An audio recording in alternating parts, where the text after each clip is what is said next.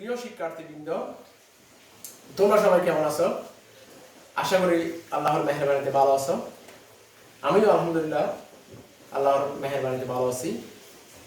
তো তোমরা জানো আমাদের দেশের সকল শিক্ষা প্রতিষ্ঠান করোনা মহামারীর কারণে সরকার মধ্য মার্চ থেকে বন্ধ ঘোষণা করছে, অদ্যাবধি বন্ধ আছে। সে কারণে ক্লাসের পাঠদান কর্মসূচি বন্ধ আছে এবং ইতিমধ্যে এমত অবস্থায় সরকার সিদ্ধান্ত দিয়েছে যে প্রতিষ্ঠানের শিক্ষক মহোদয় অনলাইনে শ্রেণী কার্যক্রমগুলোকে অনলাইনের মাধ্যমে পাঠদানকে অব্যাহত রাখবে। এরই প্রেক্ষিতে আমি আজকে অনলাইন ইংলিশ প্রোগ্রামে দশম শ্রেণীর ছাত্রদেরকে উদ্দেশ্যে উপস্থিত হয়েছে। আমি অনলাইনে পাঠদান করার জন্য আমি Mohammad Sulaiman, assistant teacher of English, Fatehabad model market high school. তো যে বিষয়টা আমি আজকে গ্রামারের তোমাদের সাথে আলোচনা করব, সেটা গ্রামারের একটা ইম্পর্টেন্ট বিষয়, সেটা হচ্ছে প্রেসেস নারেশন। তো তোমরা সবাই এখানে মনোযোগ দিয়ে শুনবে এবং হোয়াইট বোর্ডে আমি যখন উদাহরণ এবং উদাহরণ দেবো, আলোচনা করব, তোমরা তখন এগুলি মনোযোগ দিয়ে দেখবে এবং সাথে প্রয়োজনে খাতা লাগবে, ওখানে নোট করে নেবে। চার কথা না বেরিয়ে আমি তাহলে হোয়াইট বোর্ডে চলে যাই। এবার আমরা ছাত্ররা তোমরা হোয়াইট বোর্ডের দিকে লক্ষ্য করো। এখানে কতগুলি পয়েন্টকে আমি বিশেষভাবে গুরুত্ব দেওয়ার জন্য এখানে দেখলাম। এখানে প্রেসেস নারেশন করার জন্য বা sentence narration, details sentence narration করার জন্য এই পয়েন্টগুলিকে বিশেষভাবে নজর দিতে পারলে এই প্রেসেস নারেশন করা বা ডিটেইলস সেন্টেন্স নারেশন করা মোটেই কঠিন নয়। সেটা তোমাদেরকে এই যে আমি 5টা পয়েন্টের রিপোর্টিং ভার্বের পরিবর্তনের প্রতি নজর দিতে হবে, কারণ ডাইরেক্ট নারেশনে পরিবর্তন করার সময় রিপোর্টেড স্পিচের টেন্সের পরিবর্তনের প্রতি যত্নবান হতে হবে, নজর দিতে হবে। রিপোর্টেড স্পিচের পার্সনের পরিবর্তন, সেই বিষয়ে নজর দিতে হবে। কিছু নৈকট্যবাচক ওয়ার্ডকে দূরত্ববাচক ওয়ার্ডে রূপান্তর করতে হবে। এগুলি আমি উদাহরণ দিলে তোমাদের ক্লিয়ার হবে যে নৈকট্যবাচক ওয়ার্ড কোনগুলি, এগুলিকে কিভাবে দূরত্ববাচক ওয়ার্ডে পরিণত করা যাবে। রিপোর্টিং ভার্বের এবং রিপোর্টেড স্পিচের সংযোগ স্থলে এখানে অধিকাংশ ক্ষেত্রে কনজাংশন বসে। সেই কনজাংশন কখন কিভাবে বসে সেটা উদাহরণের মাধ্যমে আমি বোঝানোর চেষ্টা করব। সুতরাং তোমরা এই পয়েন্টগুলি, এই 5টা পয়েন্ট মাথা রাখলে যাদের এই নিয়ে যাদের ভীতি রয়েছে, আমি মনে করি তাদের সেই ভীতি কাটে যাবে। আসলে এটা যতটুকু কঠিন মনে হয় সেরকম এটা কঠিন বিষয় নয়। আমি উদাহরণ এবং আলোচনার মাধ্যমে এটা তোমাদেরকে বোঝানোর চেষ্টা করব আসলে এই প্রেসেস নারেশন বা ডিটেইলস সেন্টেন্স নারেশন আসলেই কতটুকু সহজ। এবার আমরা এগুলি মুছে দিচ্ছি। এবার আমরা একটু এক্সাম্পল দিয়ে তোমাদেরকে বোঝানোর চেষ্টা করব।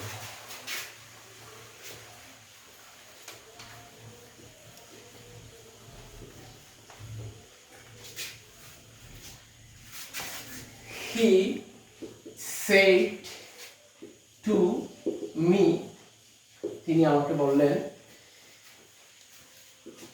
I am ill today. এই সেন্টেন্সটা তোমরা লক্ষ্য করো। He said to me, I am ill today. আমি অসুস্থ। এখানে আমরা এই সেট হচ্ছে যে রিপোর্টিং ভার্ব, এটাকে রিপোর্টিং ভার্ব আমি সংক্ষেপে লিখতেছি রিপোর্টিং ভার্ব। এইটা হচ্ছে যে পুরো এই জিনিসটা হচ্ছে যে রিপোর্টেড স্পিচ। এটা রিপোর্টেড স্পিচ। তাহলে রিপোর্টেড স্পিচটা যদি অ্যাসার্টিভ সেন্টেন্স হয়, এটা যদি অ্যাসার্টিভ সেন্টেন্স হয়, হ্যাঁ, তাহলে আমাদের রিপোর্টিং ভার্ব পরিবর্তন হবে এক ধরনের। এটা যদি ইন্টারোগেটিভ সেন্টেন্স হয় তাহলে পরিবর্তন হবে, আমাদের রিপোর্টিং ভার্ব পরিবর্তন হবে আরেক ধরনের। এটা যদি ইম্পারেটিভ সেন্টেন্স হয় আমাদের রিপোর্টিং ভার্ব পরিবর্তন হবে আরেক ধরনের।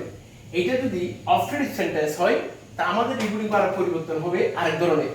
এবং এটা যদি এক্সক্লেমেটরি সেন্টেন্স হয় আমাদের রিপোর্টিং ভার্ব পরিবর্তন হবে আরেক ধরনের হবে। তাহলে বোঝা যাচ্ছে যে এখানে রিপোর্টেড স্পিচের সেন্টেন্সের উপর ভিত্তি করে রিপোর্টিং ভার্বের আকারের পরিবর্তন হবে। এবং এই জিনিসটা অনেক আমার ছাত্রীদের কাছে জটিল মনে হবে, অনেকের কাছে জটিল মনে হয়। যাদের কাছে জটিল মনে হয় তাদেরকে আমি সহজ করে বোঝানোর জন্য আজকের এই প্রয়াস। তোমরা চেষ্টা করবে যে এখানে আমি 5টা সেন্টেন্সের টাইপ দেব না আজকে, আমি শুধু অ্যাসার্টিভ এবং ইন্টারোগেটিভ সেন্টেন্সের passage narration, detach sentence narration তোমাদেরকে দেখাবো। যেহেতু ডিটাচ সেন্টেন্স ন্যারেশন দেখানোর মাধ্যমে পেসেজ ন্যারেশনের শিখা হয়ে যাবে, কারণ এটার রুলসগুলি আসলে ডিটাচ সেন্টেন্সের যে রুলস পেসেজ ন্যারেশনের সেই রুলস। সুতরাং ডিটাচ সেন্টেন্স কয়েকটা মিলেই তো একটা পেসেজ হয়, সেই হিসেবে ডিটাচ সেন্টেন্স যদি তোমরা ধরতে পারো পেসেজ তোমাদের পেসেজ ন্যারেশন করা তোমাদের সমস্যা হবে না, এটা আমি দেখাচ্ছি।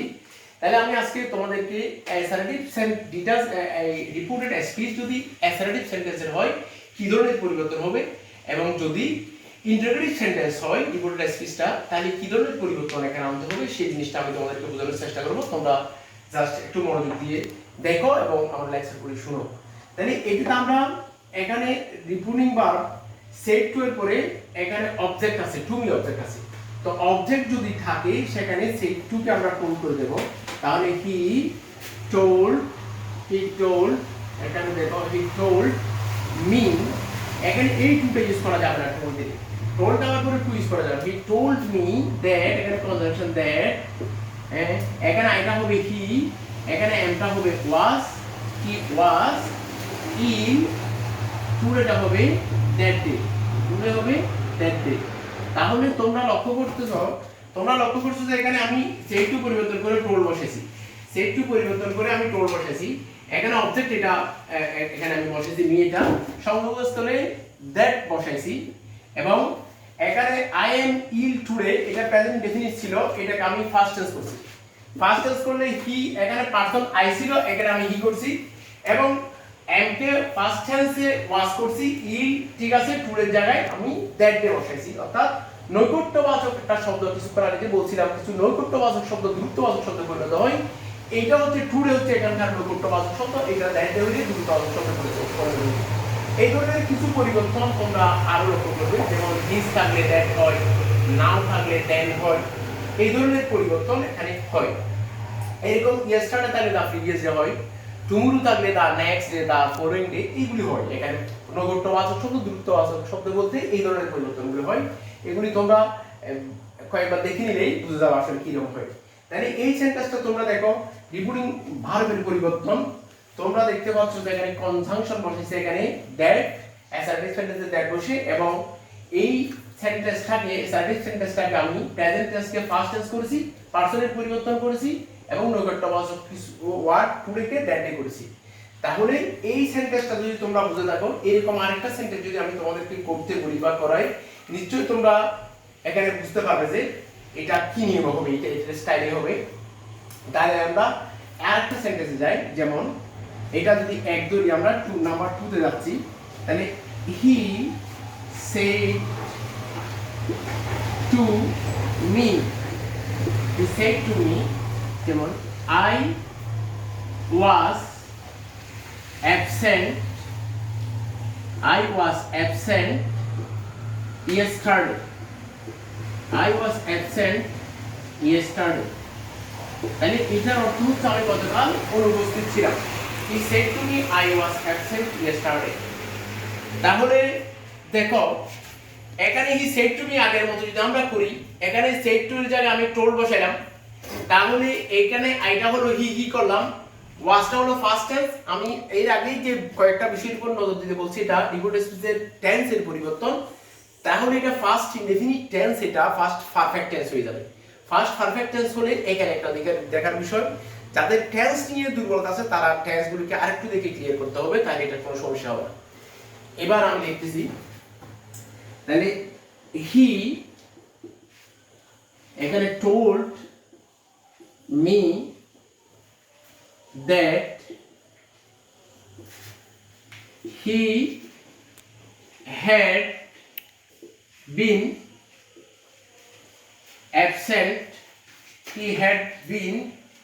absent the previous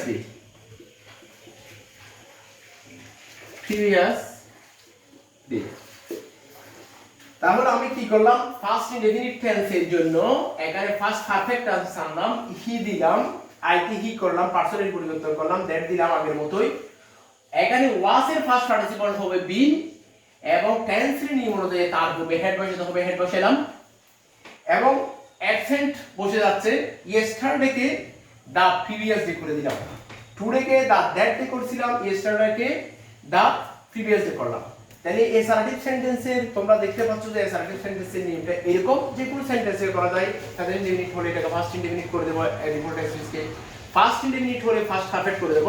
R first perfect যদি হয়, যদি ফার্স্ট পারফেক্ট টেন্সের এখানে কি থাকে, অ্যাসার্টিভ সেন্টেন্স থাকে, তাহলে ফার্স্ট পারফেক্টে ফার্স্ট পারফেক্ট লিখে দেব, এখানে পরিবর্তন করতে হবে না। প্রেজেন্ট পারফেক্ট থাকলে আমরা ফার্স্ট পারফেক্ট করব, ফার্স্ট পারফেক্টও ফার্স্ট পারফেক্ট করব, প্রেজেন্ট পারফেক্ট থাকলে রিপোর্ট এক্সপ্রেস ফার্স্ট পারফেক্ট করব আমরা।